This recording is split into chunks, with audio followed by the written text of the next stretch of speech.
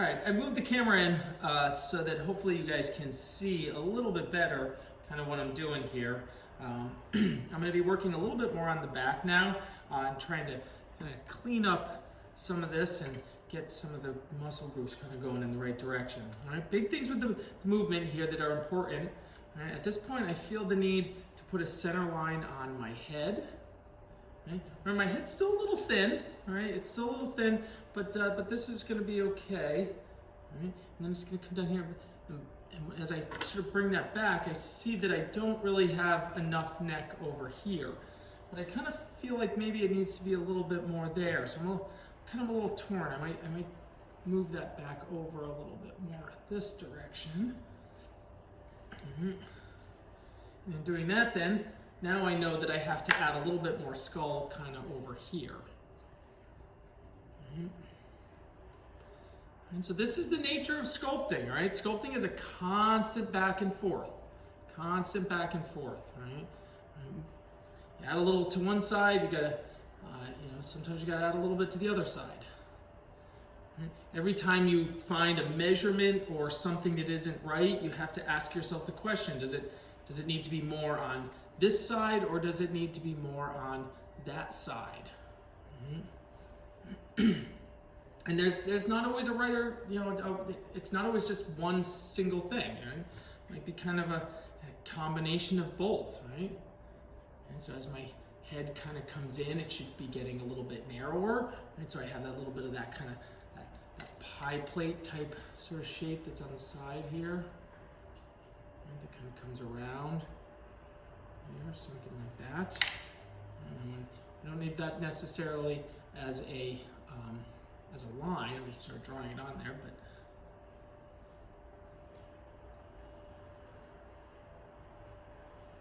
it's a plane shift is what it is. Every time there's a line, except when we're doing something like center line, right? Every time there's a line represents a plane shift. And when we're working sculpturally, we really see that, right? So now I have the back of my head here. So that means that my trapezius muscles are kind of coming down something like this. And as I look at the photo over here, right? When I'm in this direction, I should be seeing the center of his neck, and that's what I'm seeing. A little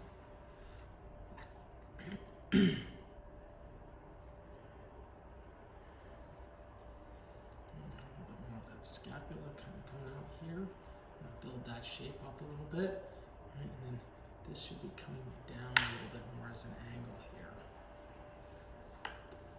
Right, that's coming towards there, towards the center. This is the center of my rib cage here. And then as it comes down here, it's got to connect to that. So something like this. Right? It's maybe a little off there. Right? And then it comes to that. That's something I got to build some of this stuff up. I might as well go and put in these sort of lat muscles in here. They're also going to come up.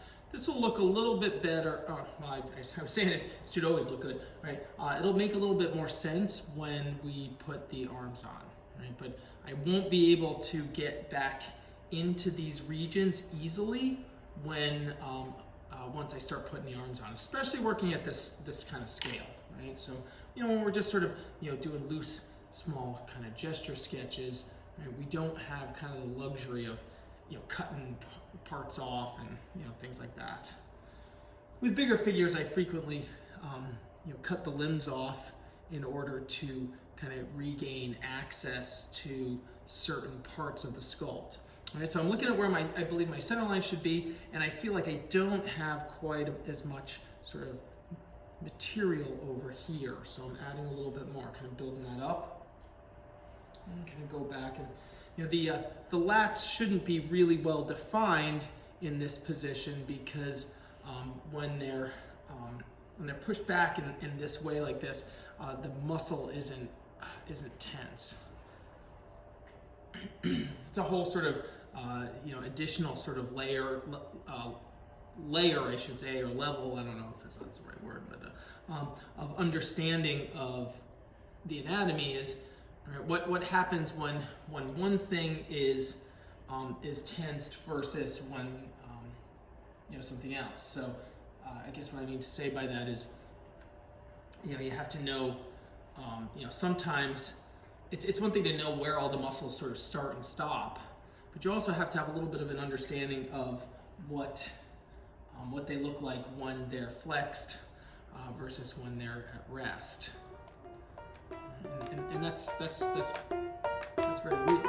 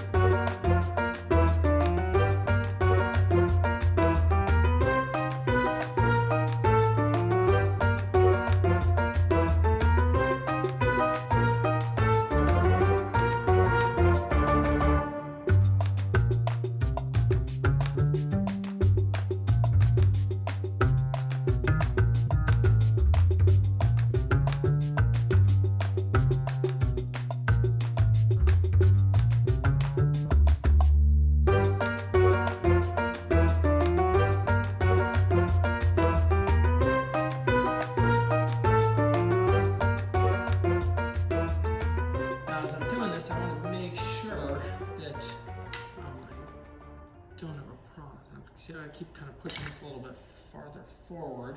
And I'm going to come back here and kind of work on the back side of this deltoid at the same time. All right.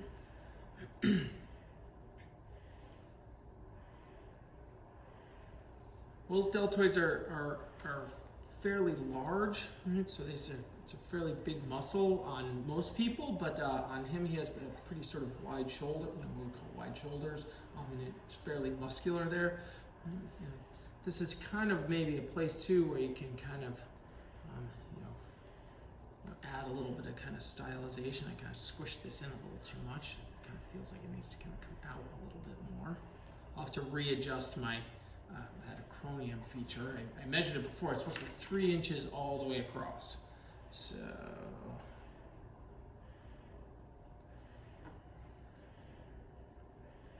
yeah, see, I kind of lost a little bit of the flat there. And so I'm going to go ahead and kind of put that little line down and kind of try to build that little flat out.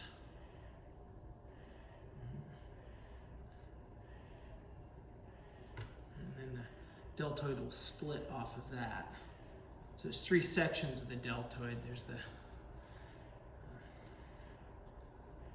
this sort of section in the front, and the section that attaches to the flat and the outside, and then one in the back. And this stuff here, I'm just going to kind of fill this in.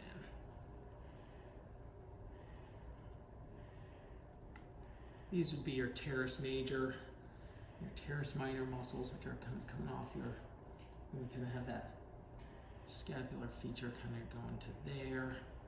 That's the bottom of it. And I'm going to come back in and I'm just kind of getting a little bit of stuff in here. So carve some of that back down.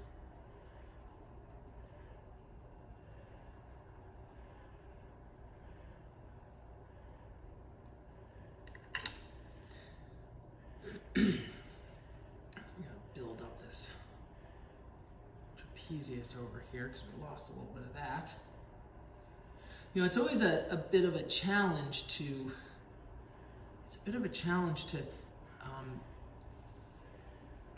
to get two muscles that are on either side doing different things, but they're the same, right? So you got to make these two trapezius. They're doing totally different things. One's being stretched out, one's being kind of compressed. And so you want to make the two sides look similar, but as if they're actually activated going in sort of different directions. So it kind of comes that way, and that one's going that way, and then this one kind of comes down here. I'll build that up in a little bit when I get back over that side. All right, so I got to be careful here. I still have a little bit more work to do on this inside section here. So before I start putting on, and granted they can, you know, a little sketch like this, I can kind of cover some of this stuff up. Right, but once I start putting those arm muscles on there, I'm gonna have a really difficult time kind of getting my fingers in there, right? So kind of, and again, this is just a sketch as we keep talking. So you know, if it was a finished work, I would sculpt most of this arm, or like a larger scale that we're eventually going to work on. If it was one of those, I would sculpt more of it, and then I would cut it off, and then I would go back in and kind of rework some of these sort of areas. I gotta be careful as I keep adding, right? As I keep adding on, I gotta remove some of that a little bit as I kind of shape that sort of external oblique down a little bit more. All right. So as soon as in a minute here, I'm gonna put my tricep muscle on, and I think that it'll probably start to feel a little bit like more like an arm as soon as we do that.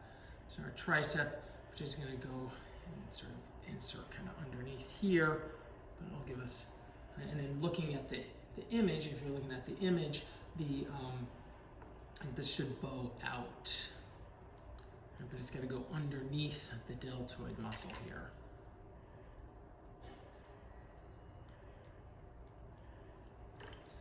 You know, you could sculpt those, the bicep and the tricep first, and then put the deltoid on afterwards. But I kind of find that usually I need some of the deltoid back here in order to make the shoulder kind of look right. So I sometimes need some of that a little bit before.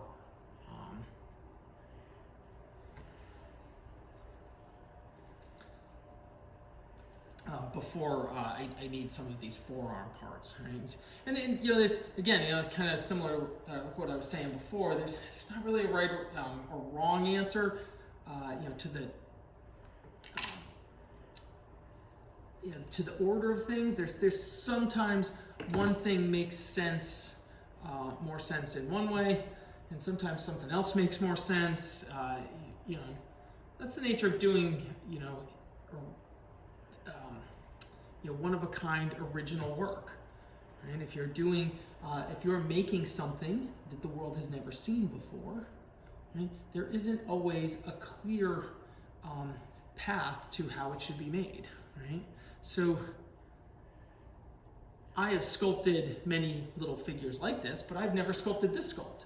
So while I'm doing that, I'm constantly kind of having to, you know, kind of think on my feet. Well, based on previous things that are kind of like this that I've done, you know, what order should I be putting the stuff on? So I generally, you know, work fairly consistently in a sort of fairly consistent manner, but sometimes I have to break my own rules, you know?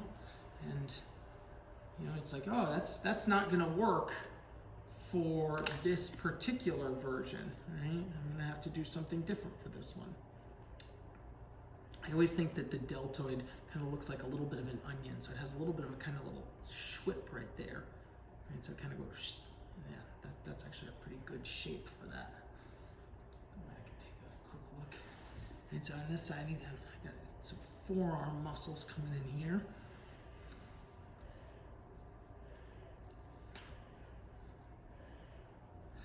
I'm pretty good with all of the names of the muscles, but I will admit that when it comes to,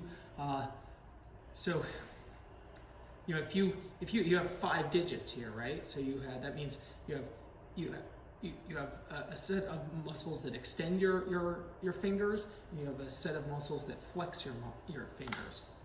Right, so this group here, these are the extensors and these are the flexors, and you can feel that in your forearm. It's like your forearm is divided into 2 parts, right?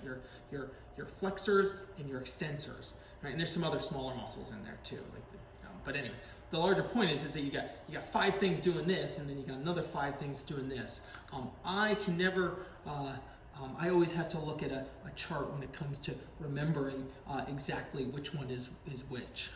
I'm pretty good with all the other muscles, but the forearm ones always cause me to, even if I think I know them, I second guess myself on it.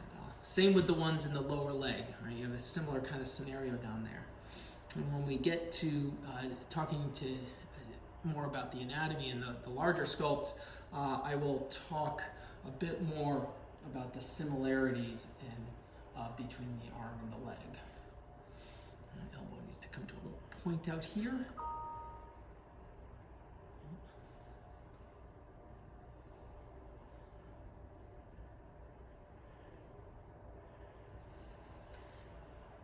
So kind of liking where that's going, but see, I added too much clay in here, and sort of because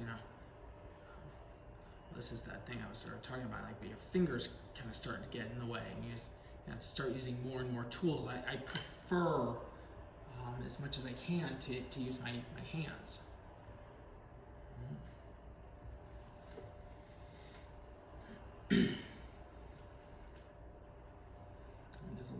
So this is looking good on the side that I'm looking at, but now I'm looking over here and it's looking a little chunky over there. Because as I'm squishing the clay around, it's get that kind of going up there. Some of the clay from the back side is coming around and squishing around there as well. And these muscles here are actually part of the forearm. Come around.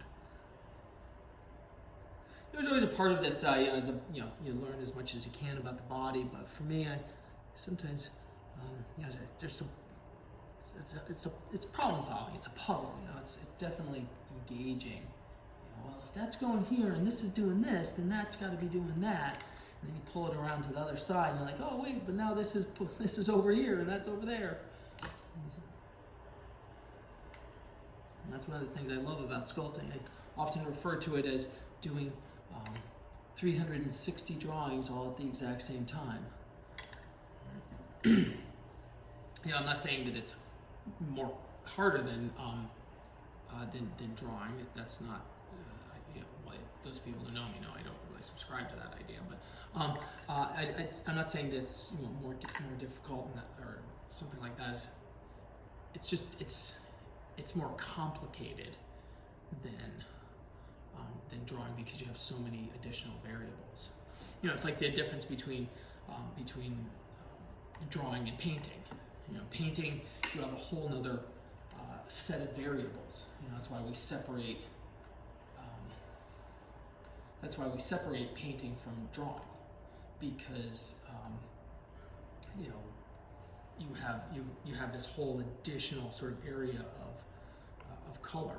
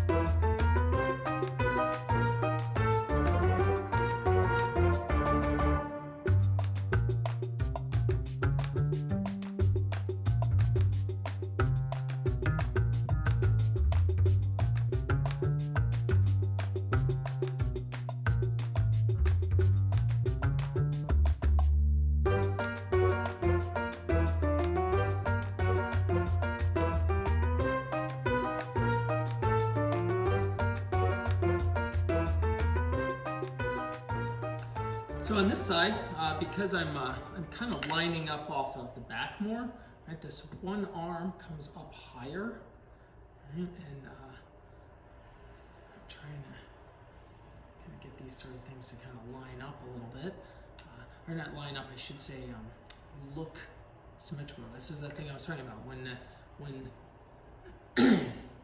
they're doing different things, therefore they have to look different, but they also have to look the same. Right? So I know it's kind of sounds confusing, but that's what makes the body so beautiful. Is you can get harmonious. I always say that great. This is just my take, but great music, great art, all these kinds of things. It's the right combination of repetitions and variations. Right? If things are too repetitive, it's boring. If they're too varied, it's chaotic. But everything from like Mozart to Metallica has that right kind of combination. And when you hear that right combination of repetitions and variations, you just know it. It's just like, oh, that's amazing. And I think that the body, when it's too repetitive, it's boring. When it's too varied, it just looks chaotic. Think about people dancing. Right? Think about some people dancing. Right? Some people dance and it seems chaotic. Right? And we would call that person not a good dancer. But really what it is that their movements don't have that right kind of combination of repetitions and variations. So that's kind of what we got going on here, right? We got one arm is coming up higher, but there's a similarity in the two arms, right? And so that's making that look visually interesting. So I already think that's pretty cool. How high do I lift that arm up? And you got to get the two chest muscles kind of working in concert with each other. Keep with the kind of musical sort of thoughts.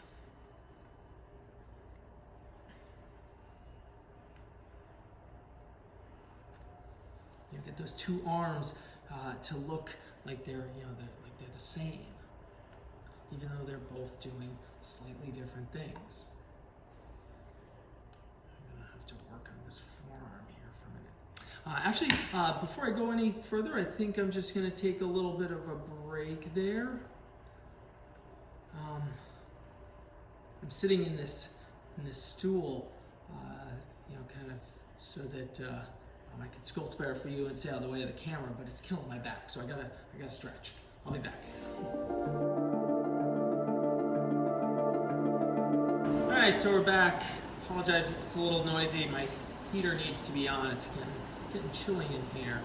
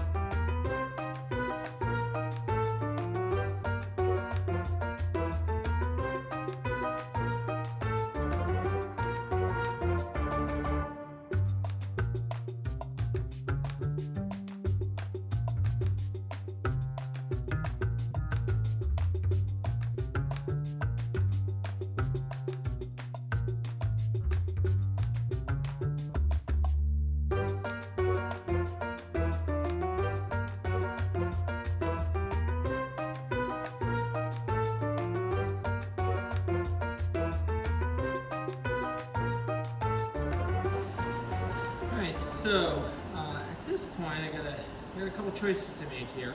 Get this to come down here, and this arm should bend this out of the way first. should be coming underneath. So this. Now, if we look at these hands, okay, they don't. I don't really need the wires to make these kind of hand forms here. Right? And if anything, if I wanted to, these would not be quite right. So what I think that I'm going to do, I'm going to cut this here. These are those little tiny bits. I can skip these down there. Right, and then I'm going to separate these.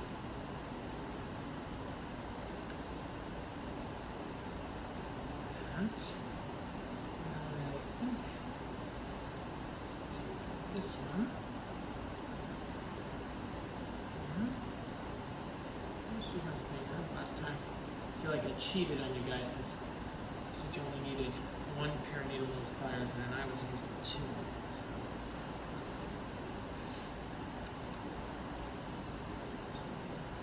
Wrestle with this for you.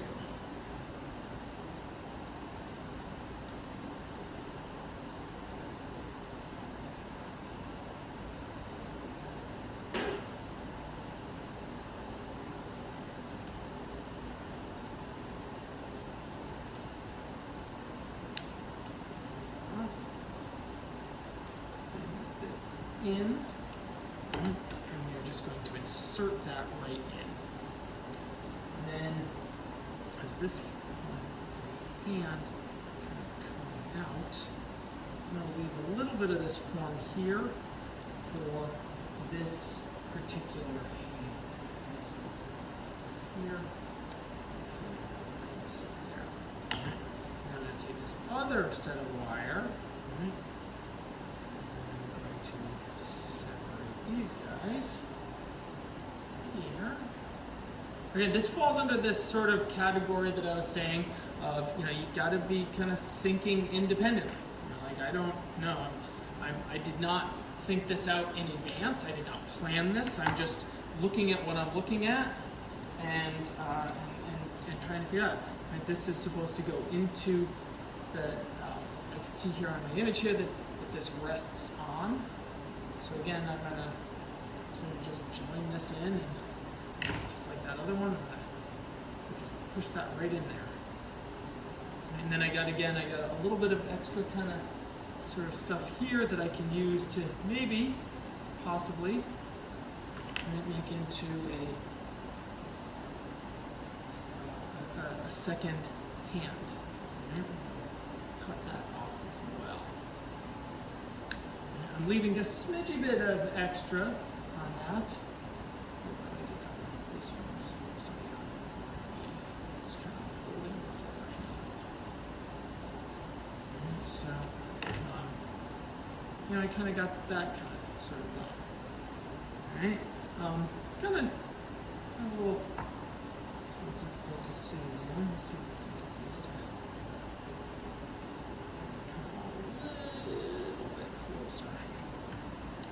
kind of end up bending these around a little bit more. We'll probably end up actually just trimming that off. Squish this in a little bit more.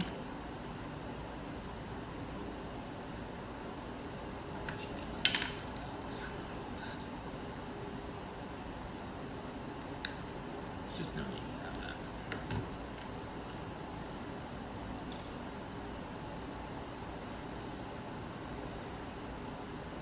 So I'm going to make two kind of hand forms here. But this is similar to the feet, right? And I always like to know kind of where it is that I'm going. So I'm going to make the hand first, and the other hand kind of coming up around here. Right, so I get the two kind of hand forms like that. Right, and there, this one is a fist sitting up like this.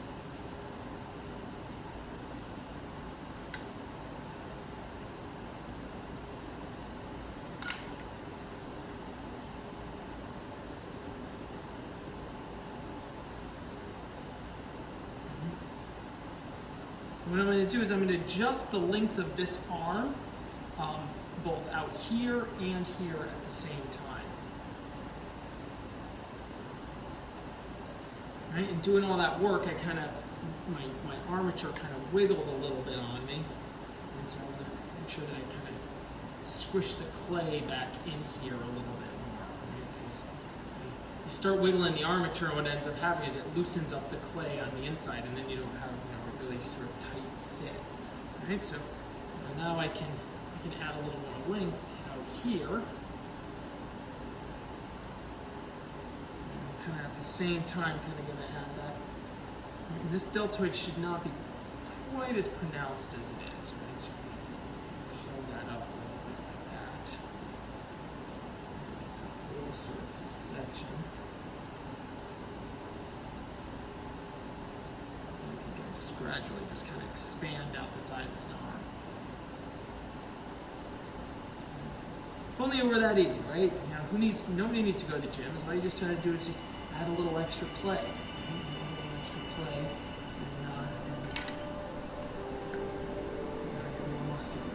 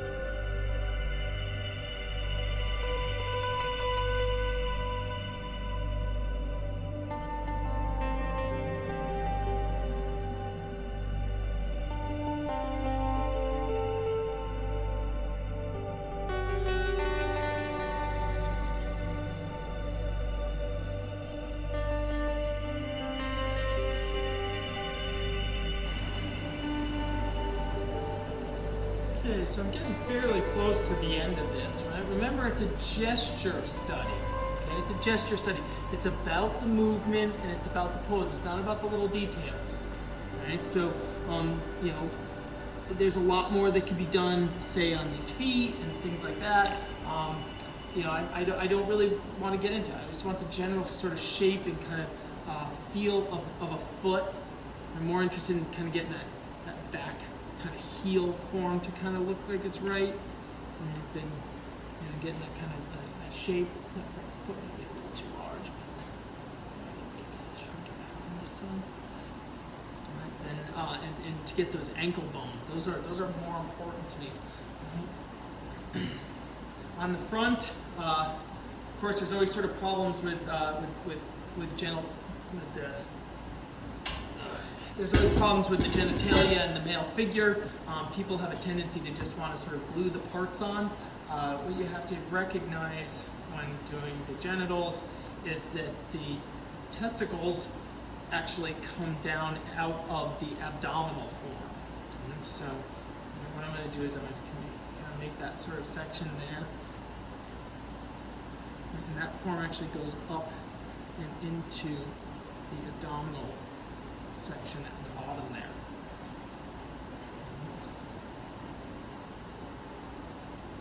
And then coming out of the center, those two forms split, and the penis form sits on top of that. And of course, this is a gesture study, so we're just keeping it kind of loose and kind of generic.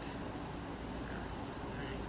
So those forms sit kind of just as simple as that. With everything on a sculpture, or a drawing even, right, you can draw attention towards or away from things by how much emphasis you put on it. So if you over-sculpt certain sections, that's going to draw attention to them. If you under-sculpt certain sections, it can have the same effect. Right? So, you know, to draw attention. Right? So right now, the fact that I've sculpted no features on my head kind of draws a little bit of attention to that. But I don't really want to get into head sculpting that much at present. Right? I think I might go in I'm more concerned at this point with just making sure that my head scale is correct. But I could very easily, kind of just for the sake of bringing the same sort of attention to everything, add sort of a nose feature here.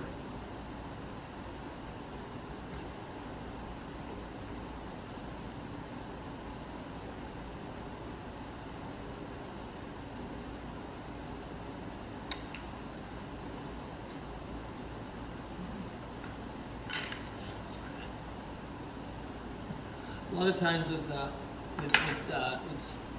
some of my larger sculpts, I actually take the heads off because when they're in angles like this, it's very, very difficult to kind of sculpt all down in here when it's all sort of upside down.